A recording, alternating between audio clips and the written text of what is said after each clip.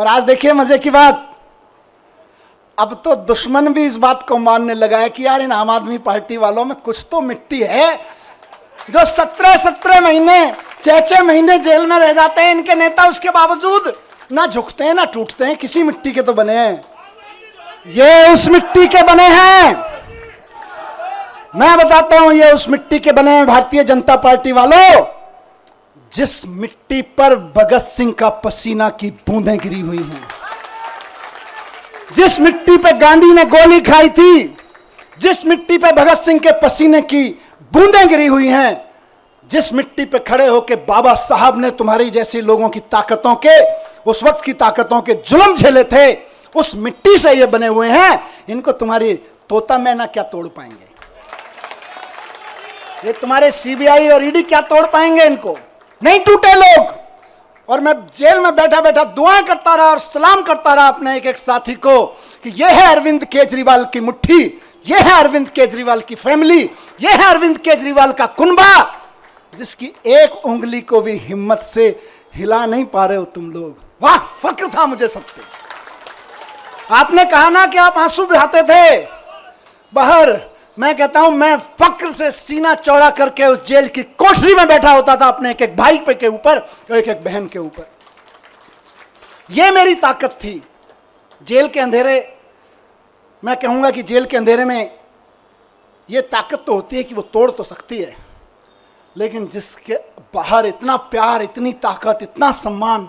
मैं कल से उतरा हूं, मुझे किसी ने बोला मनीष जी 17 महीने बाद आ रहे हो, 2 दिन के लिए रेस्ट पे चले जाना। मैंने कहा यार, जेल के बाहर कदम रखने के बाद पहला हाथ जिस कार्यकर्ता ने पकड़ा था और रात को घर तक जो दूर खड़ा था केवल देख के गया है, वो उम्मीद लगा रहा है कि मेरा मनीष सिसोदिया, मेरा भाई बाहर आ गया है। और मैं कहूं नहीं, मैं तो छुट्टी जा रहा हूं यार। नहीं, खून पसीना बहाने के लिए बाहर आया हूं, छुट्टियां मनाने के लिए नहीं। एक एक दिन जो संजय भाई ने नारा दिया है कि इनकी जमानत जब्त कराएंगे, आज से और अभी से लग रहे हैं। और बीजेपी वालों ढूंढते रह जाओगे कहां गई वोटें, कहां गई वोटें। आज से लगना है सबको।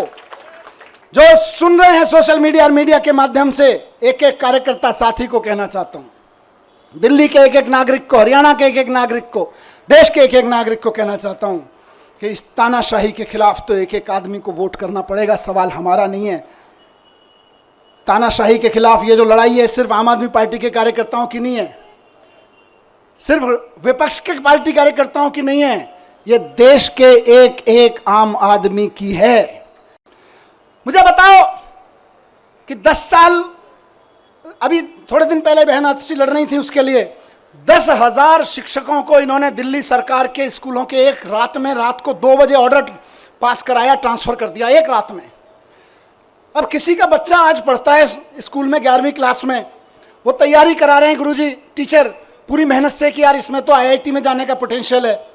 कल को टीचर का ऑर्डर मिल रहा है, नहीं नहीं हमने तो 10,000 टीचर्स को इधर से उधर कर दिया है क्योंकि हमें तो ट्रांसफर पोस्टिंग का शौक था, अब तुम भाड़ में जाओ। ये तानाशाही नहीं है तो और क्या है? बात 10,000 टीचर्स की नहीं है, उन लाखों बच्चों की है जिनको वो टीचर्स पढ़ा रहे थे। तुम अपनी अफसरी में, तुम अपनी तानाशाही में 10,000 टीचर्स को एक रात में इधर से उधर उठा के फेंक देते हो। ये तानाशाही नहीं है तो और क्या है?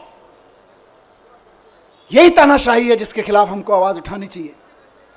आज दिल्ली में, मैं जब सरकार में था उस वक्त दिल्ली जल बोर्ड का नगर निगम चुनाव से पहले पैसा रोक दिया गया था और आज तक दिल्ली जल बोर्ड का पैसा नहीं दिया गया। फाइनेंस डिपार्टमेंट के अफसरों से इधर उधर से फाइलों पे कुछ कुछ काला पीला करवा के रुकवा रखा है पैसा। इंजीनियर्स परेशान है इलाके के, नाले साफ नहीं हो रहे, सीवर साफ नहीं हो रहे, और वो कह रहे हैं हम तो पैसा नहीं देंगे। 1.5 साल से जल बोर्ड का पैसा नहीं दिया गया, जबकि पैसा बजट में पास किया विधानसभा ने। ये तानाशाही नहीं है तो और क्या? बताइए। तानाशाही सिर्फ आम आदमी पार्टी के नेताओं को गिरफ्तार करने की नहीं है। तानाशाही आपके घर के सामने जो सीवर बह रहा है, उसमें जो अभी ओवरफ्लो हो रहा है, वो भी इसी तानाशाही की वजह से हो रहा है। जो नाली नहीं खुल पा रही है उसको 1.5 साल से पैसा नहीं मिला ठेकेदार को, वो इंजीनियर रो रहा है बेचारा कि मैं कहां से पेमेंट करूं ठेकेदार को। यह भी इसी तानाशाही की वजह से हो रहा है। आपकी गलियों की नालियां सड़ी हुई हैं इस तानाशाही की वजह से। मैं ही जेल में नहीं हूं, केजरीवाल जी जेल में नहीं है, आप भी नरक में रहने को मजबूर हैं इसी तानाशाही की वजह से, क्योंकि आपके घर के सामने का सीवर फ्लो हो रहा है, 1.5 साल से पेमेंट नहीं हुआ जल बोर्ड का। ये तानाशाही नहीं है तो और क्या है। आज पूरे देश में मैंने कहा विचलित करती थी मुझको इस खबरें, हर रोज कहीं ना कहीं सुप्रीम कोर्ट भी डांट लगा रहा है, उसके बावजूद जनता अपनी सरकार चुनती है, कहीं के राज्यपाल को कहीं के उपराज्यपाल को कह के जनता की चुनी हुई सरकार के कानून कैंसिल करवा देते हैं। कई कई महीने तक कानून, कई कई साल तक कानून पड़े रहते हैं, उनकी पॉलिसी नहीं पास होने देते। ये तानाशाही नहीं है तो और क्या है। नुकसान किसको हो रहा है? नेताओं को तो खाली जेल ही हो रही होगी, असली नुकसान तो जनता का हो रहा है, जिसके लिए पॉलिसी बनाई गई थी, जिसके लिए कोई कानून बनाया गया था। यह तानाशाही है, इस तानाशाही के लिए लड़ना पड़ेगा दोस्तों। और आखिरी बात जो मैं अभी, क्योंकि विचलित करनी है कई सारी चीजें, भारतीय जनता पार्टी और इनके तोता मैना कितने ही ताकतवर हों, लेकिन देश के संविधान से ताकतवर नहीं है। ये लोग देश के संविधान से ताकतवर नहीं है। इनकी सारी यातनाएं, सारी पीड़ाएं सह के भी हम तैयार हैं, क्योंकि हमको यकीन है कि हमारा सुप्रीम कोर्ट है और हमारा संविधान है, संविधान जीतेगा। बस आखिर में यही कहूंगा कि हम भगत सिंह के चेले हैं। कह के गया था ये बात, कह के गए थे ना, भगत सिंह के चेले हैं, डरने वाले नहीं है तुम्हारी जेलों से भी और तुम्हारे तोता मैना से भी। 17 महीने में जैसा गया था, बिल्कुल 17 महीने पहले जैसा गया था वैसा ही दिख रहा हूं कि नहीं दिख रहा? एनर्जी कुछ कम है कि ज्यादा है? ज्यादा है ना। बस इनको लग रहा था जेल भेज के एनर्जी तोड़ देंगे, अब ये कहेंगे यार इनको जेल मत भेजो, ये तो दुगनी एनर्जी लेके आते हैं।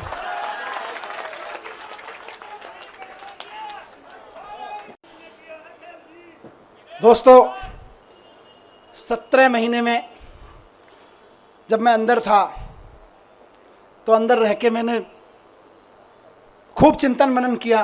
टाइम ही टाइम था, यहां तो आप लोग टाइम देते नहीं हो, वापस आ गया हूं, फिर टाइम नहीं दोगे।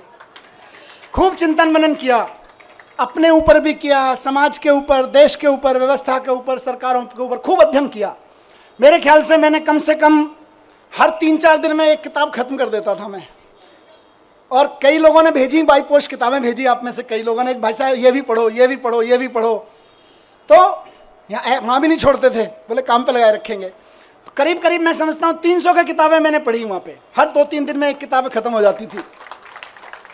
पर सबसे पहले आपको ध्यान होगा मैं गीता लेके गया था, और गीता लेके गया था तो मेरे दिमाग में ना प्रश्न थे कि यार भगवान, मैं तो स्कूल ही तो बनवा रहा था, मेरे को जेल क्यों भेज दिया?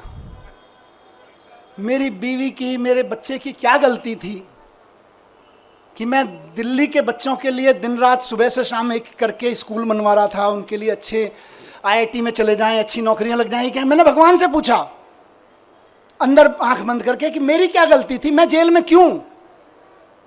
तो भगवान ने कहा गीता पढ़, पता चल जाएगा। अंदर से आवाज आई और मैंने गीता पढ़ी और मुझे जवाब मिल गया। मेरे मन में जो भी सवाल आया, मैं ऐसा नहीं है कि यहां कोई उसकी बात कर रहा हूं। जब आदमी अंदर जेल में होता है, अकेला बैठता है, तालों में वो शीशों के पीछे बैठता है, तो तरह तरह के सवाल उठते हैं, अंदर बहुत झांकता है। बहुत सवाल उठते थे मन में, और बस भगवान की ऐसी कृपा है कि मेरे मन में जो सवाल उठा और अंदर से आवाज आती थी, इस सवाल का जवाब तुझे कहीं बाहर से नहीं मिलेगा, गीता में मिलेगा, पढ़ ले। खूब गीता पढ़ी, और बाद में तो मैंने कम से कम 10 महान लोगों की व्याख्या कम से कम 10 पढ़ ली होंगी, अलग अलग लोगों की, विनोबा भावे जी की, गांधी जी की, श्री श्री जी की, आचार्य प्रशांत जी की, बहुत लोगों की व्याख्या की हुई गीता मैंने पढ़ डाली, देवदत्त पटनायक की। सब में से पढ़ पढ़ के मुझे बड़े सारे आंसर मिलते चले गए, मुझे अपने सवालों के आंसर मिलते चले गए। खूब गीता पढ़ी मैंने। उसके अलावा मैंने दुनिया भर की एजुकेशन की बुक्स पढ़ी, अमेरिका में, फ्रांस में, जापान में, इंडिया में भी कहाँ एजुकेशन पे क्या काम हुआ, खूब पढ़ा मैं। कम से कम 100-125 बुक्स तो मैंने एजुकेशन के बारे में पढ़ी, दुनिया की एजुकेशन सिस्टम के बारे में। और मैंने एक चीज जानी दोस्तों, और मेरा इरादा और फर्म होता गया, आप और हम तो पहले से ही उस पर यकीन करते हैं, मेरा यकीन वहां पक्का होता गया कि भारत को 2047 तक अगर विकसित राष्ट्र बनाना है तो एक एक बच्चे के लिए शानदार सरकारी स्कूल उपलब्ध कराए बिना कोई रास्ता नहीं है भारत को विकसित राष्ट्र बनाने का। 17 महीने में, उससे पहले कि अपने काम, आप सबके काम और इस अध्ययन चिंतन मनन के बाद लेके लौटाऊं और कुछ दुनिया के बारे में सोच समझ के लौटाऊं कि अगर भारत को विकसित राष्ट्र बनाना है तो देश के एक एक बच्चे के लिए शानदार सरकारी स्कूल, और जहां प्राइवेट हैं उनकी प्राइवेट स्कूलों की फीस कंट्रोल में रखो। इसके अलावा विकसित राष्ट्र बनाने का कोई राजमार्ग नहीं है, कोई रास्ता नहीं है। और अगर कोई आदमी कहता है कि मैं शिक्षा की बात किए बिना भारत को विकसित राष्ट्र बनाने की बात कर लेता हूं तो जुमलेबाजी होगा, वो केवल जुमले फेंक रहा होगा, विकसित राष्ट्र नहीं बनेगा। अगर कोई आदमी कहता है कि इस देश के हर आदमी के लिए अच्छे अस्पताल, अच्छे मोहल्ला क्लिनिक उपलब्ध कराए बिना, अच्छे सरकारी अस्पताल बनाए बिना हम विकसित राष्ट्र खड़ा कर लेंगे, तो महाजुमलेबाज होगा, नेता तो नहीं हो सकता, वो कोई विजनरी लीडर तो नहीं हो सकता। अपनी तानाशाही, जुमलेबाजी की आड़ में तानाशाही का चुनाव जीतने की कोशिश कर रहा होगा, लेकिन नहीं बन सकता। बिना शिक्षा के, बिना स्वास्थ्य के विकसित राष्ट्र बन ही नहीं सकता। दुनिया का कोई राष्ट्र विकसित नहीं बना बिना शिक्षा, बिना स्वास्थ्य और बिना रोजगार पे काम किए हुए। अब इनको दर्द क्या है? आम आदमी पार्टी ये कर दे रही है। हम नहीं कह रहे, लोग कह रहे हैं कि यार ये बच्चे पढ़ जाएंगे तो अपने आप 2047 का भारत विकसित हो जाएगा। आज ये जो माँ बाप हैं, जो कल आने वाले समय के माँ बाप हैं, ये अगर इनको सबको अच्छे अस्पताल मिल गए, आने वाले बच्चों के लिए अच्छे अस्पताल मिल गए तो अपने आप भारत विकसित हो जाएगा। ये आम आदमी पार्टी कर दे रही है। दिल्ली में कर दिया, पंजाब में कर दिया, इस भरोसे पे गुजरात में, गोवा में, सब जगह वोटें पड़ने लगी, तब इनको दिक्कत हो रही है। इसीलिए सबको जेल में डालने पर आ गए। फिर से सलाम करता हूं कि इनकी तमाम ताकत के बावजूद, इनकी तमाम साजिशों के बावजूद, बुरे वक्त में चट्टान की तरह से इकट्ठे होकर खड़े रहे आप सब लोग, इस जज्बे को मैं सलाम करता हूं। ये पार्टी की ये लीडरशिप, बीच बीच में लीडरशिप यहाँ खड़ी है, बैठी है, कई सारे एमएलए साथी, कई सारे सीनियर लीडर्स यहाँ सब खड़े हैं। ये सब एक मुट्ठी की तरह से जिस तरह से खड़े रहे वो मिसाल है। आने वाले समय में जब आम आदमी पार्टी का आगे जाके राजनीतिक इतिहास लिखा जाएगा देश का, तब लोग कहेंगे कि सबसे बुरे दौर में पार्टी की सारी सीनियर लीडरशिप अपना खून पसीना एक करके सड़कों पे लड़ रही थी, एकजुट होकर लड़ रही थी। ये केजरीवाल जी का कुनबा एकजुट होकर लड़ रहा था, केजरीवाल जी का कुनबा बिखरा नहीं, केजरीवाल जी के साथ खड़ा रहा। इसी से इनको डर लगता है। और फिर कह रहा हूं कि भारतीय जनता पार्टी को अगर लगता है कि मनीष सिसोदिया को जेल भेजने के बाद वो दिल्ली की शिक्षा क्रांति को रोक लगा देंगे, तो वो गलती कर रहे हैं, वो भूल कर रहे हैं इस बात की। दिल्ली के हर गरीब आदमी को, और ये इलेक्शन का ऐलान कर रहा हूं, दिल्ली के हर गरीब आदमी को बेहतरीन शिक्षा देके उसको समाज की मुख्य धारा में लाने का सपना पूरा करने के लिए हम अपनी जान भी दे देंगे। तुम जेल की क्या बात करते हो यार? तुम जेल से डराते हो, हम जान देने के लिए तैयार हैं।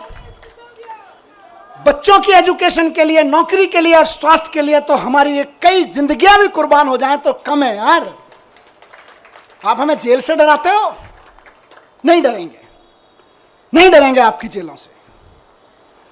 केंद्र कितना भी षड्यंत्र कर ले, 2 करोड़ जनता दिल्ली की, उसके जीवन में खुशहाली लाने के लिए फिर से हम उतरेंगे। एक एक घर पे जाएंगे, एक एक घर को बताएंगे कि केजरीवाल जी इसलिए जेल में नहीं है कि उन्होंने कोई जुल्म किया है, वो इसलिए जेल में है कि आपके बच्चों को एजुकेशन देने का सच्चा काम उन्होंने करके दिखा दिया। वो इसलिए जेल में नहीं है कि उन्होंने कोई भ्रष्टाचार किया है, वो इसलिए जेल में है कि आपके मोहल्ले में जो मोहल्ला क्लिनिक चल रहा है वो मोहल्ला क्लिनिक केजरीवाल जी ने बना दिया और आप आराम से वहां जाके अपना छोटे मोटी चीजों का इलाज करा लेते हो। बड़े बड़े सरकारी अस्पताल शानदार होते चले गए, इसलिए केजरीवाल जी जेल में है। और ये फिर से कहूंगा कि जैसे संजय जी को निकाला, जैसे मुझे निकाला और साथियों को निकाला, हर साथी को और केजरीवाल जी को भी संविधान की ताकत निकाल के लाएगी। और एक चीज कहूंगा यहां से विपक्ष के लिए भी और इनकी सत्ता में बैठे नए नए साथियों के लिए भी जो इनके साथ नए नए गए हैं। इस तानाशाही से अगर लड़ना है तो एकजुट होकर लड़ना पड़ेगा। ये ना सोचें कि आज आम आदमी पार्टी के कार्यकर्ता और नेता जेल में हैं, कल नंबर आपका भी आएगा, कल नंबर उनका भी आएगा जो दूसरे पक्ष में बैठे हैं या इधर के पक्ष में बैठे हैं। कल नंबर उनका भी आएगा जो इधर नए नए गए हैं कि हम तो इनके साथ हैं।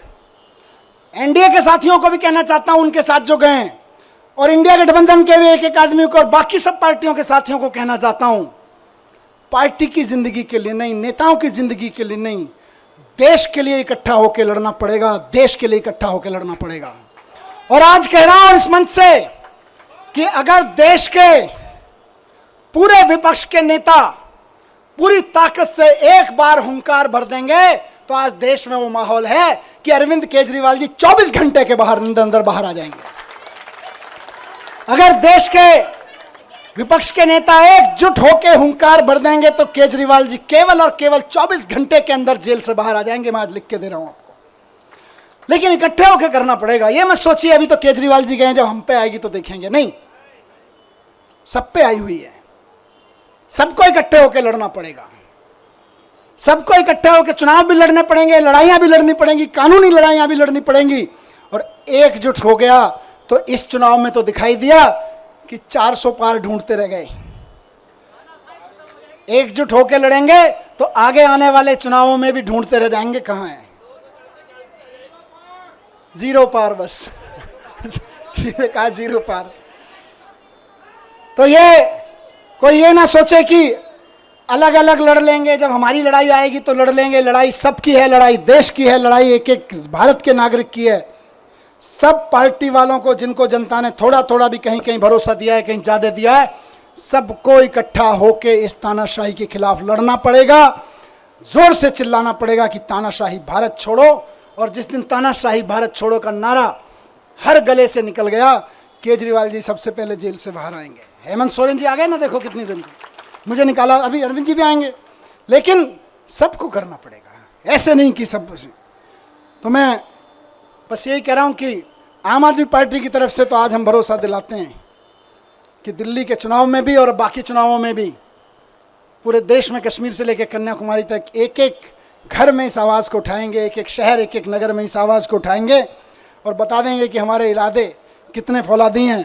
तुम चाहे जितनी यातनाएं दे लो, तुम चाहे जितने जुल्म कर लो, जब तक इस देह में प्राण रहेगा और माथे पे संविधान रहेगा, इस दिल में हिंदुस्तान रहेगा। भारत माता की, भारत माता की।